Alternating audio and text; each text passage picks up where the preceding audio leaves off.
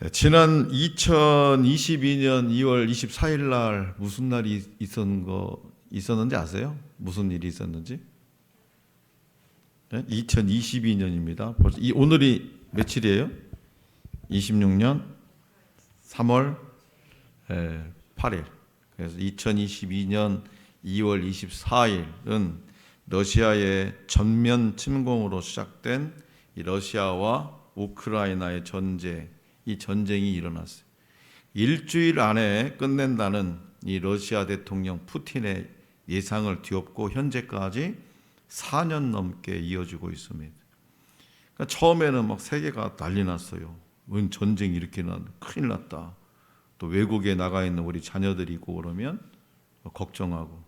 근데 지금은 4년 지나니까 전쟁을 하고 있는지 안 하고 있는지조차도 부대어졌단 말이죠.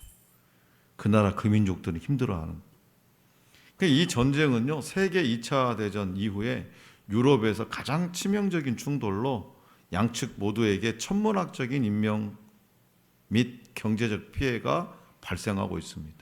그러니까 우크라이나는 현재 전체 영토의 약 18%를 러시아에 점령당한 상태입니다. 그리고 요즘 뉴스에서 자주 들리는 이름들이 있죠. 바로 미국과 이란입니다. 이 두 나라 사이의 긴장은 하루아침에 생긴 것이 아닙니다. 사실 그 뿌리는요, 40년이 넘는 역사 속에 있습니다. 1979년 이란에서 큰 사건이 일어나죠. 바로 이란 혁명입니다. 이 혁명을 통해서 친미 정권이 무너지고 이란은 미국과 강하게 대립하는 나라가 되었습니다. 그 이후에 두 나라의 관계는 계속 긴장 속에 있었죠. 특히 이 중동 지역에서 이란의 영향력 확대, 또 미국의 군사 개입, 핵 개발 문제 같은 이런 문제들로 인해서 계속 충돌해 왔습니다. 그래서 이 긴장은 점점점 커졌고 2020년에는요, 세계가 크게 놀란 사건이 일어나죠. 미국이 이란의 군사 지도자인 카셈 솔레이마니를 공습으로 제거한 사건입니다. 이번에도 똑같은 일이 일어났죠. 그 이후에 나라의 갈등은 점점 깊어졌고 세계는 혹시 큰 전쟁이 일어나는 것은 아닐까? 3차 대전이 일어나지 않을까 하는 그런 긴장 속에 살고 있었습니다. 그런데 지난 2월 28일 전 세계가 주목하고 우려했던 일이 벌어지고 말았습니다. 미국과 이스라엘이 이란을 상대로 전격적인 대규모 군사작전을 단행하면서 현재까지도 치열한 교전을 하고 있습니다. 이 전쟁으로 이란은 호르무즈 해협을 봉쇄했고 그 다음에 중동 내 미군 기지 및 이스라엘 본토에 보복 공습을 가하면서 전방위적인 중동 전쟁으로 지금 확산되어 가고 있습니다. 이런 국제 정세를 보면서 사람들은 두려워하죠. 세상은 어디로 가는가? 어디로 가는가? 역사는 어떻게 흘러가는가? 최수진 집사님도 마음은 조금 졸였을랑가 모르겠네. 둘째 따님이죠. 지금 덴마크에서 왔어요. 그죠? 세상에. 네. 언제 도착했어요? 전쟁 나기 전에? 다행스럽네. 네. 두바이로 여행 갔던 우리 사모님의 지인들도 오늘 도착한답니다. 그래도 다행스럽게 왔는지 어쩐지 모르겠습니다. 자, 그래서 우리가 이런 상황을 보면서 정말 세계는 어디로 가냐, 역사는 어떻게 흘러가는가라는 그런 생각을 하게 되는데요. 그런데 성경은 오래전에 이미 한 가지 중요한 사실을 말했습니다. 세상 역사는 트럼프가 푸틴이 하는 게 아니라 어떤 정치 지도자나 군대가 결정하는 것이 아니라 하나님의 손 안에서 움직인다는 겁니다. 자, 그렇다면 이렇게 혼란스러운 시대 속에서 우리 교회는 이 전쟁을 지금 어떻게 바라보아야 할까요? 본문 말씀을 통해 들려주시는 주님의 음성을 잘 듣고 정말 우리 교회가 이 시대에 깨어있는 교회가 될 수 있기를 원합니다. 자, 먼저 우리 주님은 전쟁과 혼란은 종말의 징조라고 말씀하세요. 전쟁과 혼란은 종말의 징조라.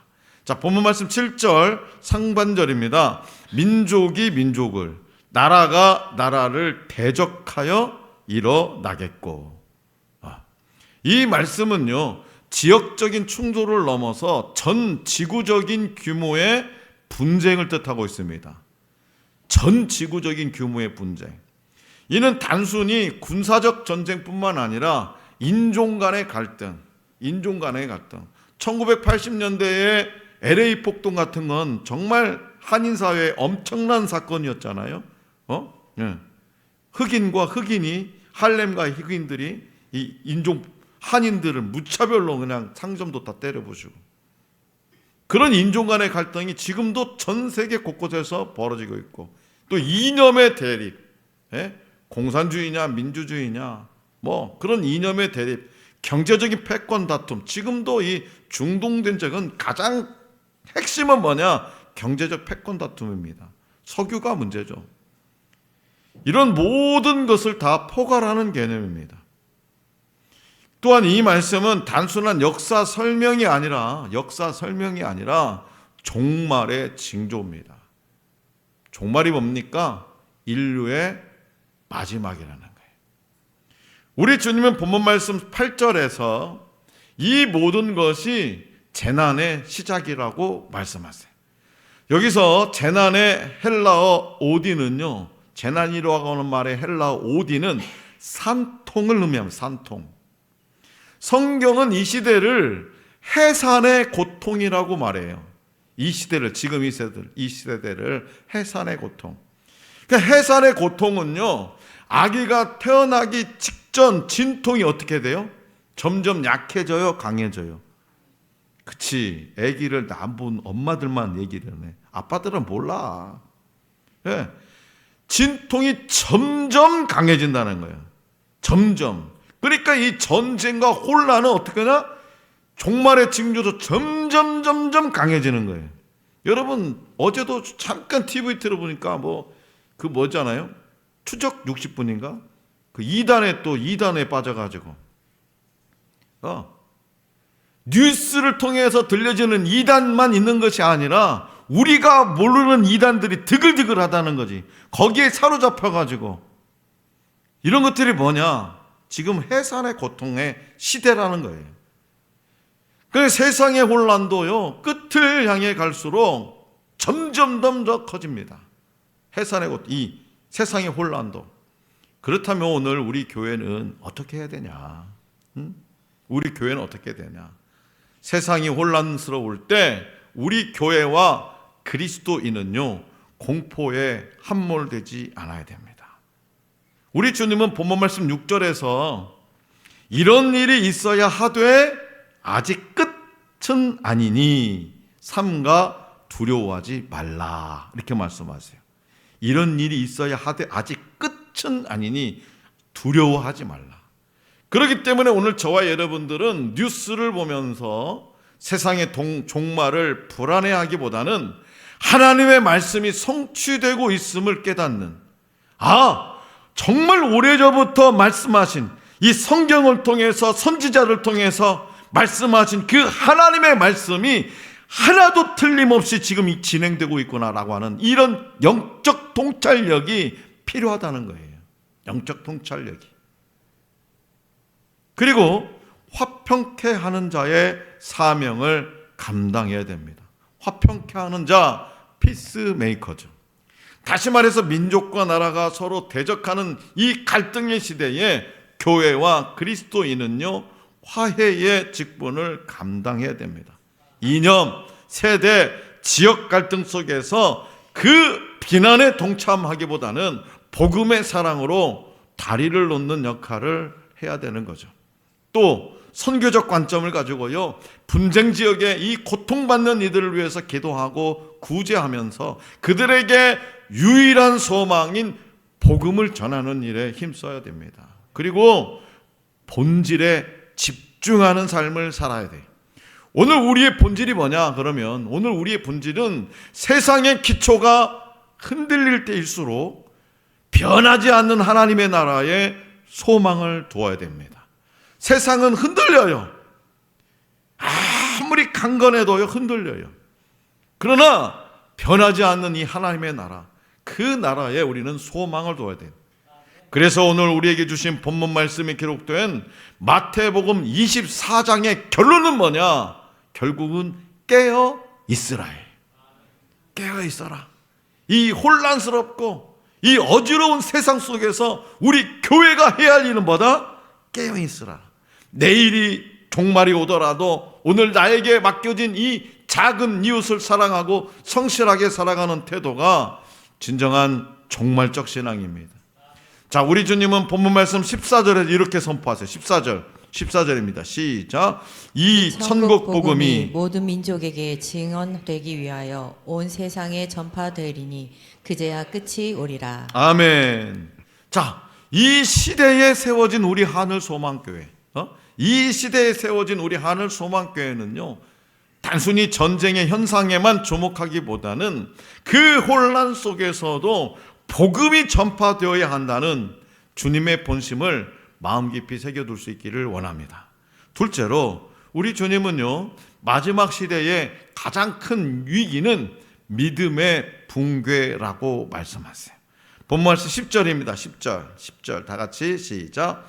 그때에 많은 사람이 실족하게 되어 서로 잡아주고 서로 미워하겠으며 네, 거기까지. 네. 여기서 실족하게 되어의 헬라어는요, 스칸달리조예요. 스칸달리조. 실족하게 되어. 이 스칸달리조는요, 덫에 걸리다, 넘어지다 라는 뜻입니다. 이는요, 단순히 기분이 상하는 수준이 아니라 박해나 유혹을 이기지 못하고 신앙을 저버리고 배교 상태에 이르는 것을 의미해요. 또 서로 잡아주고라는 말은요, 말 그대로 문자적으로 이렇게 우리가 뭐 이렇게 서로 이렇게 잡아주는 그런 게 아니에요. 믿었던 동료나 가족, 교우가 이 박해자들에게 서로를 밀고 하거나 넘겨주는 배신 행위를 합니다. 서로 잡아주고. 그러니까 외부의 압박이 강해질 때 생존을 위해서 예수 믿는 사람 한 명만 돼. 내가 너는 살려줄게. 너는 죽이지 않고 살려줄게. 한 명만 되라니까. 우두머리가 누구야? 너네 교회 목사님 이름이 뭐냐니까. 박형규지? 예스라고만 해. 그러면 살려줄게. 이런 사랑의 관계가, 생존을 위해서 사랑의 관계가 파괴되는 처참한 광경, 그게 서로 잡아주고, 그리고 서로 미워하겠으며 라는 말은요, 배신으로 깊은 증오를 낳게 된다는 뜻입니다. 배신을 당하면 미워하잖아요. 증오스럽잖아요. 어떻게 그럴 수가 있냐. 세상 사람 다 나를 배신해도 최수진 집사는 안 변할 줄 알았더니 세상에. 예를 들어서 또 막 최수진 집사 배신했어? 언제 배신했대야? 또 그러면 큰일 나. 그 이처럼 마지막 시대의 가장 큰 문제는 전쟁이 아니라 믿음의 붕괴입니다. 사람들의 마음이 점점 차가워져요. 그래서 본문 말씀 12절입니다. 불법이 성함으로 많은 사람의 사랑이 식어지니라. 오늘날 이 시대의 특징이 뭡니까? 오늘날 이 시대의 특징, 사람은 많지만 사랑은 줄어듭니다. 사람은 많아요. 근데 사랑은 줄어들어요. 정보는 많지만 진리는 사라집니다. 교회는 많지만 헌신은 줄어듭니다. 예수님은 마지막 시대의 특징을 딱 한 문장으로 말씀하셨어요. 뭐라고? 사랑이 식어진다. 성도 여러분, 그렇다면 오늘날 우리가 처한 환경에서 우리 하늘 소망교회가 이 말씀을 어떻게 받아들여야 될까요? 자, 실족의 원인을 경계해야 됩니다. 실족의 원인을 경계해야 돼요. 현대사회에서 신앙을 저버리게 만드는 덫은요, 노골적인 박해뿐만 아니라 세속주의와 안일함이에요. 뭐 이러다가 말겠지. 이러다가 말겠지. 그렇기 때문에 나의 신앙이 어떤 환경의 변화나 사람의 말 한마디에 쉽게 흔들리는 모래 위의 집은 아닌지 점검해야 됩니다. 다시 말해서 환난이 오기 전에 말씀의 뿌리를 깊이 내려야 돼. 그리고 비난 대신에 우리는 중보를 선택해야 됩니다. 서로 잡아준다라는 것은요, 서로 잡아 죽인다 그런 뜻이에요. 그래서 오늘날 온라인과 오프라인에서 벌어지는 이 정죄와 비난의 문화와 닮아 있어요. 연예인들이요, 젊은 연예인들이, 20대 연예인들이 많이 자살했어요. 왜 자살했어요? 그 무시무시한 댓글 때문에. 그것을 감당하지 못해서 자살해보고 말했어요. 그러나 우리는 그것이 아니라, 정죄하고 비난하고 그것이 아니라 우리는 중보를 선택해야 합니다. 중보가 뭡니까? 그를 위해서 기도해 주는 거예요. 공동체 내에서 서로의 허물을 들춰내고 공격하는 것은 마지막 때의 징조 중에 하나입니다. 그렇기 때문에 누군가의 약점을 보았을 때 그것을 비난의 도구로 삼지 말고 기도의 제목으로 삼으시기를 바랍니다. 다시 말해서 서로 잡아주는 자가 아니라, 서로 잡아 죽이는 자가 아니라 서로 세워주는 자가 되어야 돼요. 이처럼 본문 말씀 10절은 마지막 때에 우리에게 당신의 신앙은 관계의 유기 속에서도 안전한가? 라를 묻고 있어요. 당신의 신앙은 그 어떤 위기 속에서도 정말 안전하냐? 환난의 때에 배신자가 될 것인가? 아니면 끝까지 곁을 지키는 위로자가 될 것인가는 오늘 내가 맺고 있는 관계의 모습 속에서 결정된다는 사실을 기억해서 우리의 믿음이 이 마지막 때에 무너지지 않기를 원합니다. 마지막으로 우리 주님은 끝까지 견디는 사람이 구원을 얻는다고 말씀하세요. 자, 본 말씀 13절입니다. 13절 다 같이 시작. 그러나 끝까지 견디는 자는 구원을 얻으리라. 아멘.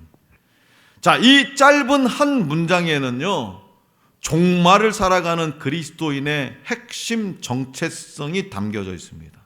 종말을 살아가는 그리스도인의 핵심 정체성. 여기서 끝은 두 가지 의미예요. 하나는 개인의 생명이 다하는 죽음의 순간이죠.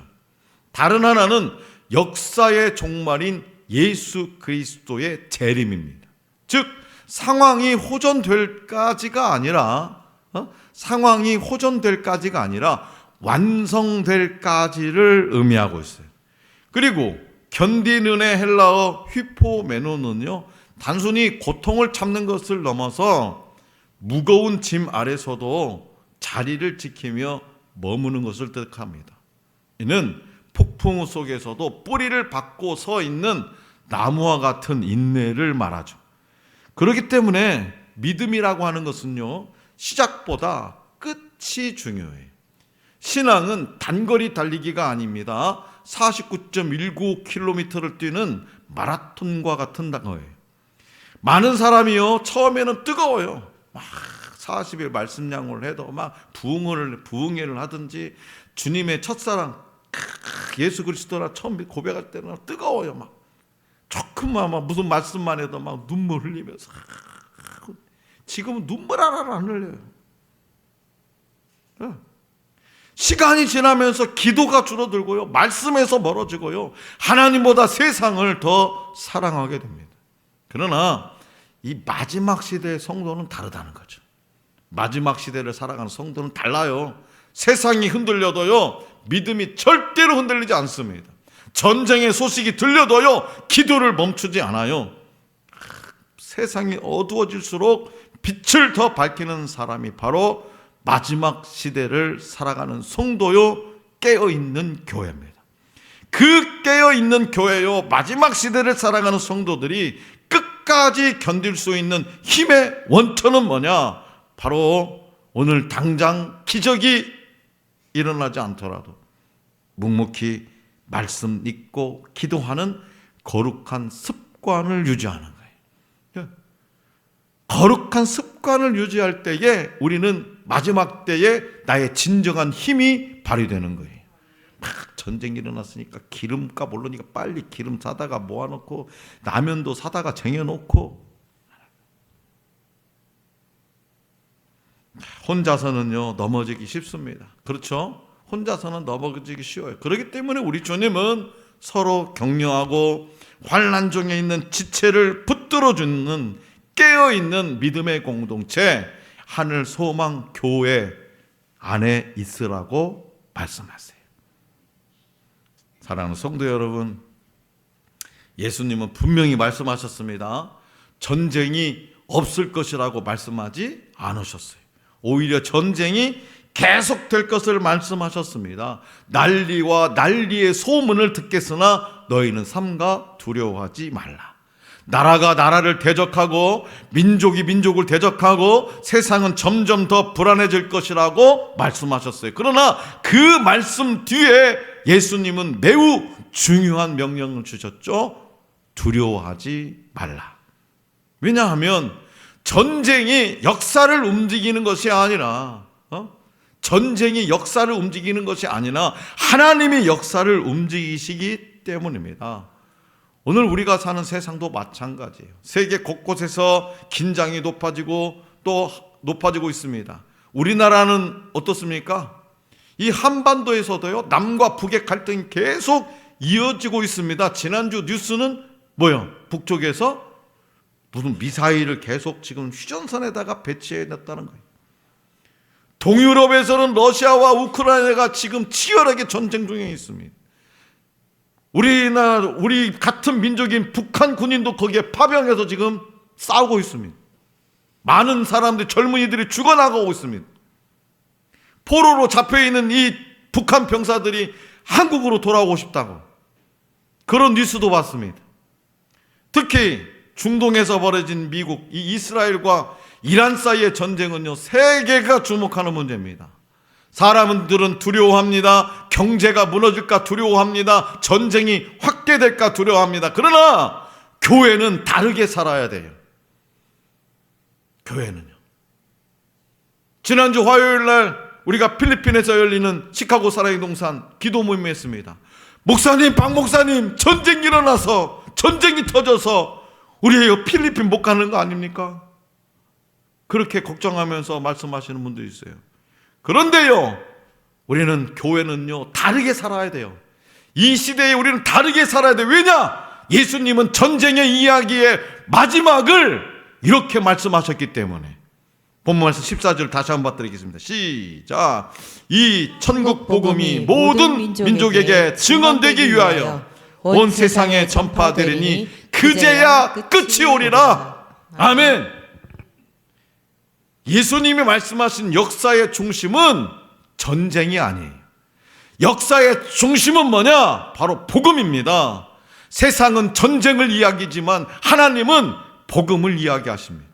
세상은 미사일을 준비하지만 교회는 복음을 준비해야 합니다. 세상은 군대를 보내지만 교회는 선교사를 끊임없이 보내야 됩니다. 전쟁의 시대는 교회가 두려워해야 할 시대가 아니라 더 깨어 있어야 할 시대. 그래서 성도는요 이렇게 살아야 돼요. 전쟁의 소문이 들릴수록 우리는 더 기도해야 돼요. 세상이 흔들릴수록 더 말씀을 붙잡아야 돼요. 세상이 어두워질수록 우리는 더 복음을 전해야 됩니다. 자, 우리가요 지금까지 이 인류 역사를 보면요 세상이 가장 어두울 때에 복음은 가장 빛났어요. 복음. 초대교회는요 로마 제국의 박해 속에서 복음을 전했어요. 전쟁 속에서도 선교사들은 복음을 들고 세계로 나갔습니다.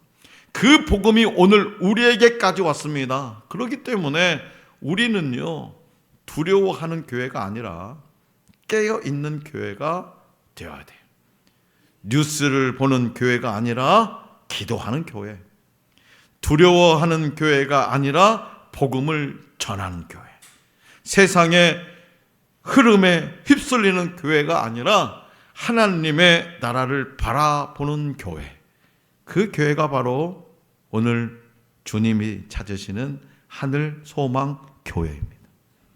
그러므로 오늘 이 시간 우리의 마음에 세상은 흔들려도 하나님의 나라는 흔들리지 않는다라는 말씀을 깊이 새겨둘 수 있기를 원합니다. 전쟁의 소문 속에서 더 깨어 있는 우리 하늘 소망 교회가 될 수 있기를 간절히 기원합니다.